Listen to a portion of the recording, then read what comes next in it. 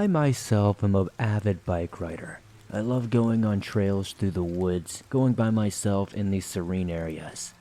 And you'd think I would learn from these stories that going by myself is probably a bad idea. Well, luckily, I haven't had too many crazy experiences thus far. Welcome back to the swamp, my friends, and welcome if you're new. Today I'm going to be sharing some creepy, and allegedly true, deep woods horror stories sent in by viewers just like you.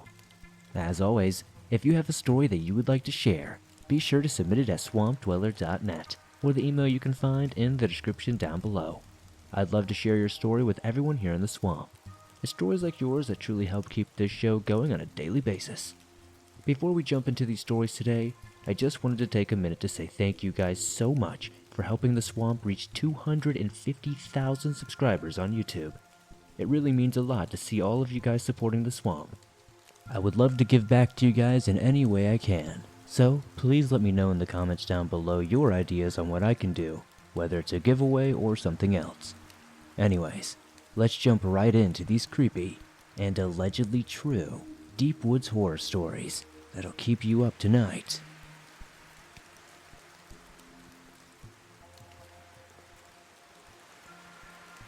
So, for some context, I live in northern Utah, and I am very experienced and well seasoned in the outdoors. I have spent my entire life in the woods. Now, I have never been a superstitious person. I've always been the type of person to find a rational explanation.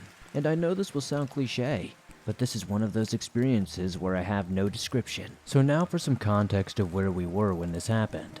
So if you do not know, Utah is a freezing and snowy place in the winter. Snow days are not that uncommon, and by some luck, this day was a snow day with about 3 feet of snow on the ground. So, my friend and I, being experienced hunters, decided that the snow would make perfect hunting conditions for some bird hunting. So we loaded up our shotguns into the back of his off-road setup Jeep, and we headed up the mountains to hopefully bag a grouse or two. When we reached the gate at the base of the hill, and the gate was closed but not locked, this was quite weird, because this gate was always locked. We decided to go through and drive up the Jeep trail for a couple of miles. Now it is important to note a few things. First, as it appeared in the snow, we were the first people being up there for quite some time. And second, there is only one way into and out of where we were, and that was the road leading in. Anyways, we drove up the little Jeep trail for about 3 to 4 miles. We finally got up to where we were going to be hunting, and it was very remote. And when I say remote, I genuinely mean it. So, we both stepped out of the Jeep, and the first thing we heard was the sound of an elk. Something was off though. It was just wrong. And that's the only way to describe it. It was terrible. It was distorted and husky. The creepiest part, I've hunted in that canyon for my entire life, and I've never seen an elk in there, but we both just kind of brushed it off and figured that maybe there could be an elk in here. Who knows, anything was possible, right? And we continued on our hunt. But as we continued along the trail, we made a horrifying discovery. There were what looked like infant foot tracks in the snow. Not a child's feet, like newborn baby human barefoot. At this point, I knew something was very wrong. Why would there be a baby up here all alone, and 3 feet of snow? And how could they even walk in this much snow? I thought. I think the weirdest part was that I felt compelled to continue along the tracks to help anyone who might be up there. We continued walking all the time in absolute horror about what we might find just 10 steps up the trail. It is important to note that these were like fresh tracks, not like a week old or anything like that. They looked brand new, very, very fresh. We continued hiking through the cliff faces and very steep and dark pine trees. There were slopes and hills, and I would say we went for at least 3 miles. Now, I know this will sound cliche, and I think the worst and most frightening part was just how empty the woods were. They just seemed absent of all life. Anyways, we hiked for what seemed like forever, when we finally reached a sagebrush clearing, and the footsteps kept going. But now it was getting dark, and I had a very uneasy feeling. So we decided to turn around at this point. We made it back to the car and started hearing squirrels chirping about 200 yards away, down into a profound and dark valley. This is because the trees cancel out all the sunlight, and because at this point, the trip seemed like we were going to get skunked. So we followed the chirping. When we had gone 300 yards into the trees, it became obvious the chirps were drawing us further and further into the woods, with no signs of the squirrel that was calling. At this point, it was all but dark, when at that point I saw it, something that was tall, slender, and hairy. It was mangled looking. It was some sort of creature that I've never seen in my life. I stood there as it walked. It became obvious that this was no earthly creature. Its knees bent backwards like if you would picture a deer's legs would be if it were bipedal. I only was able to see it for around 30 seconds before it disappeared around a bend inside of an old dried up riverbank. At that moment, I was sure that it hadn't seen us and that we needed to leave. So we snuck out to the Jeep as fast as we could. We loaded everything into the Jeep, and as I was closing my door, I heard a gut-wrenching scream, and all I can remember was telling my friend to freaking floor it, and we sped away as fast as we possibly could. On the way back, I kid you not, I swear I caught a glimpse of it running parallel to the Jeep. I have no clue what we saw that day, although I do think it was a skinwalker. It keeps me awake to this very day. I would greatly appreciate it if someone could help me identify this creature.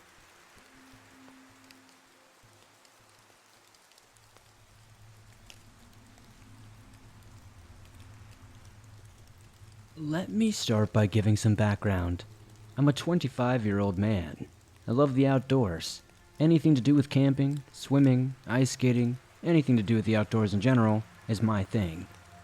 Well, this story takes place in a snowy tundra back on the date of 11/13/2017 in the Colorado Rocky Mountains National Park. My friend Jay, John, and Alyssa were going up there for a camping session, as we all have this in common now. I know, I heard the stories on this channel a million times of people going into the national parks and never returning, but this is something entirely different. We thought this was going to be a nice getaway, but it quickly turns into a hell I'll never forget. I'll always be thankful for the shotgun and the bullets I had gotten from my cousin. He makes dragon breath style type shells. For this will be important later. So, back to what we were doing. It was like any other day, traveling from Berks County, Pennsylvania, all the way up to the Rockies. As you can imagine, this was one hell of a 3-day plan for us to get there. We would leave Friday and come home on a Sunday. Well, everything was good for most of the trip. You know how long rides go, staying in crappy motels and stopping and eating very sketchy gas station food. Anyways, we finally arrived at the Colorado Rocky Mountain National Forest on a day colder than most. We had the usual traveling stuff for this sort of thing, and we made sure to pack extra clothing.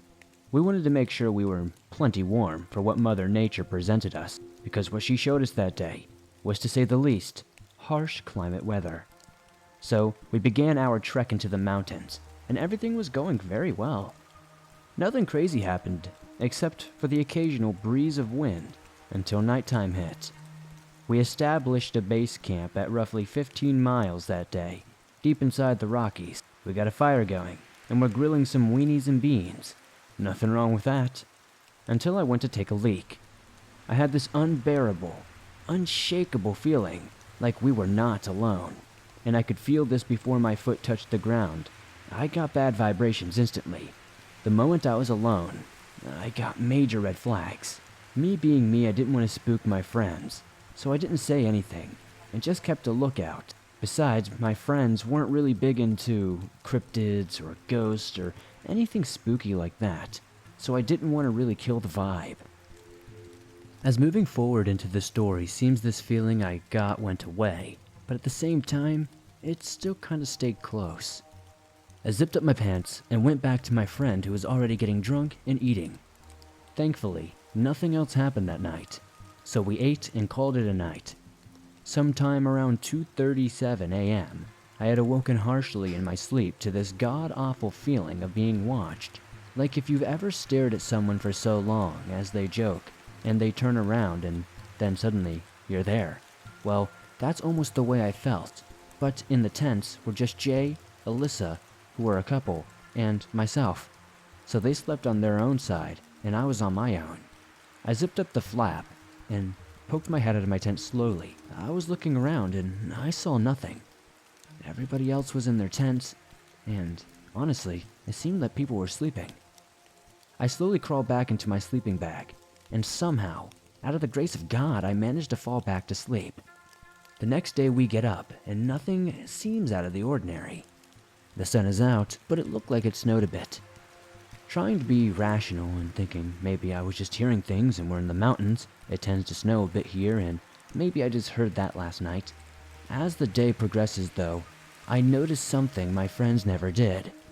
It was absolutely silent all around us the entire time.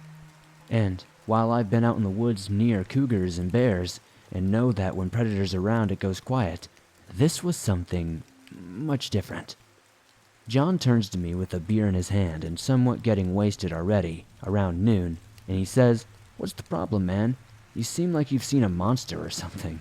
I've told them about my encounters in the past with things that I believed to be dogman and stuff, and usually they were more cool about it, but I'm assuming the alcohol kind of made them kind of jerks. Jay and Alyssa are more sensitive to this and don't patronize me for believing in such things, as they know there is no judgment for what others believe. That's what made us friends in the first place. Anyways, getting off topic, I tell him to shut up and tell him to stop being drunk. We stand in silence for a minute listening though, and eventually, he does admit that he doesn't hear anything. Alyssa breaks the ice and says, "Why is it so silent?" I immediately tell her nothing, probably just your regular Colorado bobcat. Now, I know these things can get big, so I assure them not to worry. I brought a nice warming gift if it decided to say hello, reassuring them that my trusty old Remington 870 pump action shotgun would definitely get the job done. They turn around and continue the walk. Maybe if I said what I really felt, none of this would have actually happened as it did. So, we were about 50 miles inside the Colorado Mountain National Park, and it's evening time. John was drunk as a skunk. He pitched his tent poorly. What do you want from a guy getting drunk since noon? It was at least 6 o'clock when we arrived further in. John, being John, decided that they weren't going to help set up and they were just going to sleep. Which, honestly, we didn't bother him, because he was sauced up and would be more useful sleeping. Me, Jay, and Alyssa unpacked and pitched our tents and established a fire to cook the cubed steak with greens and other goodies in a pot that we brought for our 3-day trip. As we cook the food, I tell Jay I'm going to have a look around. I left my shotgun behind and told Jay if anything happens, point, breathe, and shoot. But be careful, she's a hot one. He'll soon realize what I meant by this. So I go on my little journey. I like to call these big walking trips, if you will. It's just something I've called them since I was a kid. I'm loving it though, because it's just me and the sun was going down just over the horizon, giving me more peace of mind. But at the same time, it got me thinking from earlier. What was with that sense of silence? Was it really some sort of big cat or bear? So now, I realize it's been an hour, and it's about to be dark out. I've been walking in a straight line for an hour. I turned around and began the trek back to camp, but I could not help this feeling of being watched the entire time. Like if I were to turn around, there would be nothing there, but you could just feel like something, or someone was staring you down. I ignored the best I can, and soon reached back to camp. Alyssa woke up John, and John, being John, winding down from the beers he had earlier, decided to say, "What are you doing? Looking for a girlfriend out here or something?" I laughed and said, "Yeah, she's real sturdy and goes timber when I make her go down." Jay laughs a bit, and so does Alyssa. John just grumbles and says, "Are we eating or what?" Of course the meal was ready, and it had been for about 2 hours. Jay and Alyssa had been waiting for me, so, like always, we dig in as a group. I was in heaven for the time being, sharing laughs with my friends and just enjoying the food and getting away from the hustle and bustle of everyday life. Little did any of us know, though, that would be one of the worst nights we would ever experience. We all finish up and get ready to hit the bed. It's about 9 going on 10 p.m., and we have a long day ahead of us. We will be hiking all the way back to where we started, which would roughly take a bit to get back. So, John says he must take a pee. I say, well, go ahead. If you're looking for a bathroom, it's all around you. He tells me to shut up, and I snicker a bit. John goes off, and Jay and Alyssa are now in their tent trying to unwind. I was outside, still stoking the fire and thinking, as I usually do. I eventually stop poking the fire and look around. That feeling of being watched comes back, but intensifies as all get out. I yell for John, but I get no response. I again call out louder for John, and still get no response. I tell him to stop playing games and come back and get some rest, man. We gotta get up early. Again, I get no response. I'm starting to get freaked out now, so I go and try to find him. I went in the direction that I saw him going, which was about 100 to 150 yards in. I'm yelling for him, searching everywhere, and can find absolutely nothing. I then stop and look around and observe my surroundings a bit better. I noticed once again it was dead silent, like to the point you can hear your ears ringing. I begin walking slightly in a different direction, because I see what looks like John's head peering out near a tree side. I begin saying, "Come on, man, you're not scaring me. I've been in worse situations." Then what I see next has me stop immediately in my tracks. There was John. He was there with what looked like an icicle sticking out of his neck. I'd say it was 3 feet in length if I had to guess. But I don't even know how to describe what I saw. I know this kind of damage can only be done by something strong though, something otherworldly. What could decapitate somebody and then impale them on an icicle? Now, I've listened to the Swamp Dweller show for a long time. I've heard of stories of skinwalkers and wendigos and stuff like that. But one that I heard about recently was the Washuge, and this seemed to be a perfect match. But out here, this is far away from its original territory. I'm not even sure there have ever been sightings in this area. I say I know this because I have seen some very interesting information from a friend who has gone up against what he believes to be a Washuge in the past and lived to tell the tale. Of course, he has some markings on himself to prove this, and I'll have to ask if he can be polite enough to send some pictures in for you guys. I'd love to show you if they are willing. Anyways, as I looked at John's body, his throat gushed out with blood from such a deadly weapon had me shaking a bit, because this wasn't some cryptid you get away from. This is one you prepare to die when you meet it. I'm trying to go over every scenario in my head. As I'm examining the body, I heard Alyssa screaming and flakes begin to form around as I ran fast, trying to get to the camp. As I get back, I finally see Jay and Alyssa totally freaked the hell out, saying they saw some sort of 13-foot looking monster staring at them from 200 yards away in the tree line. Apparently, she ran back to the camp as fast as she could because she was peeing at the time. She wasn't even that far away from the campsite. It started to snow pretty hard at that time, so I got my shotgun and made sure it was ready, and I told Alyssa to stick by Jay's side, and I gave Jay a cast iron sheet for cooking and told them to use this as a shield, and no matter what, don't break the line. He asked me about John, but I looked at him and gave him this look as to not say it out loud and get Alyssa freaked the hell out though, but I think he apparently understood me and was kind of thankful about it. As we began to get ready for a fight of our life, we tried to form a barrier-like line and began to steady jog as snow began to pour down. I didn't care much for the cold. If I got what was left of my friends out of there, that was all that mattered to me. We begin our trek back to the car, but suddenly, I don't know how to explain it. I don't know if you have ever had this feeling before. It's that feeling that you get in the pit of your stomach when you react before something actually happens. Well, this was me. Somehow, I pushed Jay and Alyssa over and got grazed by some sort of icicle. It was about 3 feet long. It was like something launched it at me, similar to how you would throw a spear or maybe shoot an arrow from a bow. My friends helped me up, and I told them, "Here are the keys to the car. Go now, don't look back, and run as fast as you can. I'll be there in no time." As they were freaked the hell out, they listened to me. They were reluctant on leaving me behind, but I eventually got them to go. I distracted this thing as my friends made it to the car. So here's where things get absolutely crazy. Remember the shells I told you about? Well, I just now remembered Washuge are weak to fire. So here it was. Me and this, what I can only assume is a Washuge, all alone for some reason. This thing really seemed to want me. After all, it saw me as the strongest, I guess.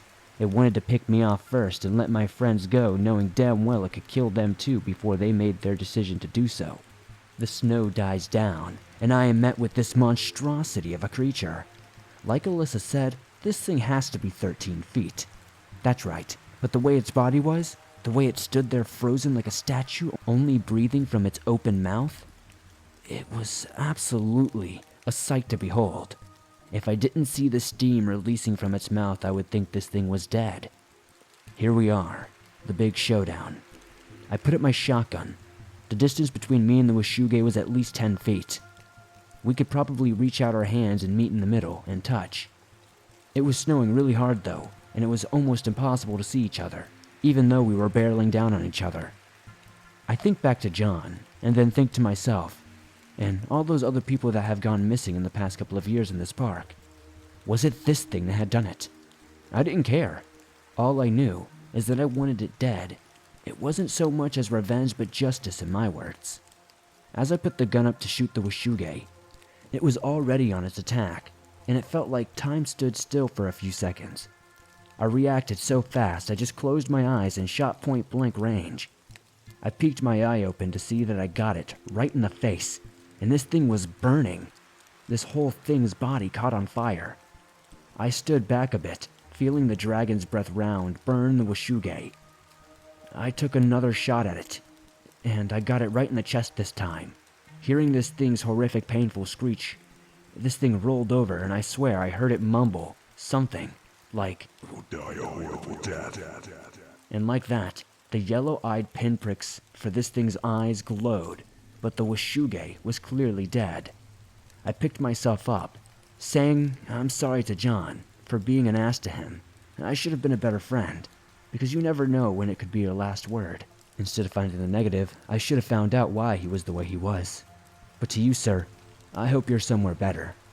As for my friends, they made it safe. I soon arrived. It becoming day roughly about 6:36 a.m., I got back to the car, put my shotgun in the back, got in, and didn't say anything the entire ride back. Now, I know my story might sound completely unbelievable, and I completely understand that. Even my own friends don't really want to believe it. I'd rather that than an argument, though. About a year has passed now, and I finally told Alyssa what happened after about 3 months. I told her what actually happened to John and how I killed the creature. Her and Jay also broke up, and she hasn't heard anything from him since. Honestly, I think it really affected us all differently. I don't know. Some days, I wonder if this thing will come find me, or my friends. Honestly, I think it might be best that I cut all ties with everyone involved. And after hearing about Sam White Owl, I'm going to do my best to join these people who hunt down these beasts. So, everyone I kill will be one less to worry about. Thank you, Swamp, and hello to all the swamp folk alike. May you be safe out there.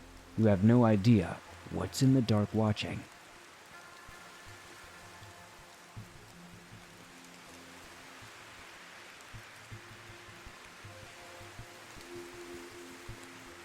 After watching your videos, I was reminded about my near-death experience with what I can only assume is a skinwalker. I was about 19 years old when it happened. I decided to go on a camping trip with my friends. My friends and I seen a lot of videos about skinwalkers, and collectively we like to call them pig skinny. Don't ask why. I've always believed in the pig skinny, so on this camping trip, I wanted to come prepared. I brought my night vision goggles and my handy-dandy Colt 45 for protection against anything. After the first day, everything goes swell. We went to bed with 0 hiccups, but at one point, I heard what sounded like footsteps outside of my tent and squeaking along with it. I figured it was probably my friends pulling a prank on me, pretending to be a mouse or something like that. But it also could have been a pig skinny, shape-shifted into something. Maybe a mouse. I let it go though, because it did sound silly. I wanted to toy with it at first to make sure that it wasn't actually something like that. In the morning, we all woke up and I asked if they heard anything. To no avail, nobody except for me heard the noise. All of my friends wrote it off as a mouse. Those fools. The second day was a little strange, I guess you could say. My friend Cooter, long story short but that's his nickname, suddenly disappeared while I was grilling some franks over the fire. I didn't care at first, since these dogs were top-notch, let me tell you. Excellent animals. Suddenly, I heard a blood-curdling screech off into the woods. It sounded like someone or something was being murdered or screaming for whatever reason. I took my Colt and my knife and told my friends I'll be back.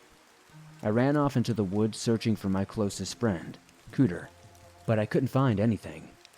My eyes started to itch while I was writing this, so I had to pause, but now I am resuming. I started to smell blood and copper in the air. I had only heard about this in stories, but now, as I write this, I get goosebumps all over again. I ignored the smell. It's not a good idea, I know, but I ignored the smell and kept pursuing my friend who I presumed got lost trying to go pee or something. I decided to return to camp. Maybe, just maybe, Cooter would return. I got back to camp to find everything gone except for the head of a funny-looking deer. It had human teeth, so I kind of laughed it off and thought it was a prank or something. But I was rather distraught by the fact that all of my friends had suddenly disappeared. It was getting late. I got my $2,000 night vision goggles so that I could see in the dark. I saw silhouettes in the tree line, and they reminded me of my friends. I stood there for a second and slammed my fist down on the picnic table. What? Out of nowhere, I heard the faint of a whisper of something behind me saying, "It's arrived." I then heard what sounded like someone stomping on a sheet of metal. In a flash, I turned around and unloaded my Colt onto whatever was behind me. It was Cooter, but something was incredibly off about him. He had multiple bullet holes in him after I shot him, and he wasn't talking. Who could have done this to him? Fast forward 3 weeks. I'm back in my trailer on my own property. Me and my less intelligent brother Randy were just chilling at home. He was clipping my toenails and I heard something like bells ringing outside. I look out, and there my friend Cooter was. But how? I was pretty sure I had killed him with those bullets. They were massive 45 ACP rounds, and they are strong. But I guess not strong enough. He stared at me for a while, and I stared back. It felt like years, centuries, eons.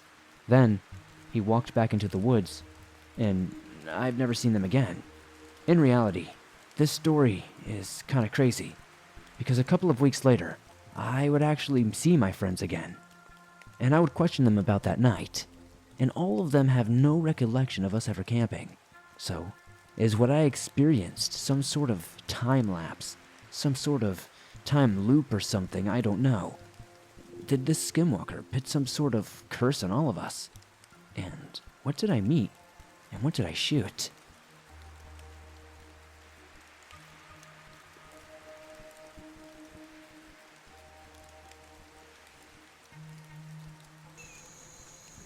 Thanks for listening to these creepy and allegedly true deep woods horror stories that'll keep you up tonight. If you enjoyed these stories, please hit that like button, as it helps me out a ton. The more likes this episode gets, the more YouTube promotes it in the algorithm, and that's incredibly helpful to the swamp to grow. If you're listening to this on iTunes or Spotify, please give this a 5-star rating over there, as that helps us grow on those platforms, and it's incredibly helpful.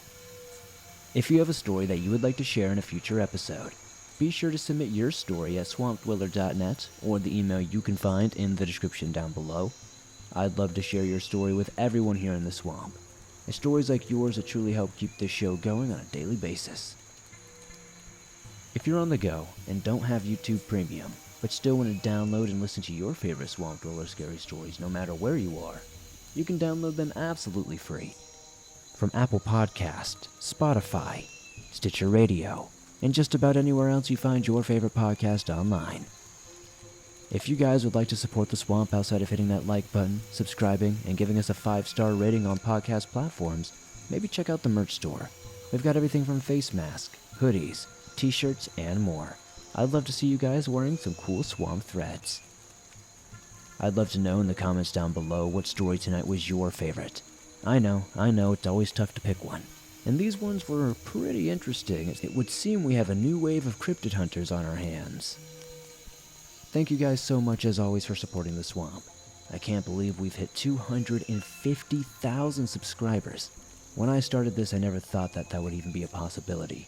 So thank you so much for making a dream come true.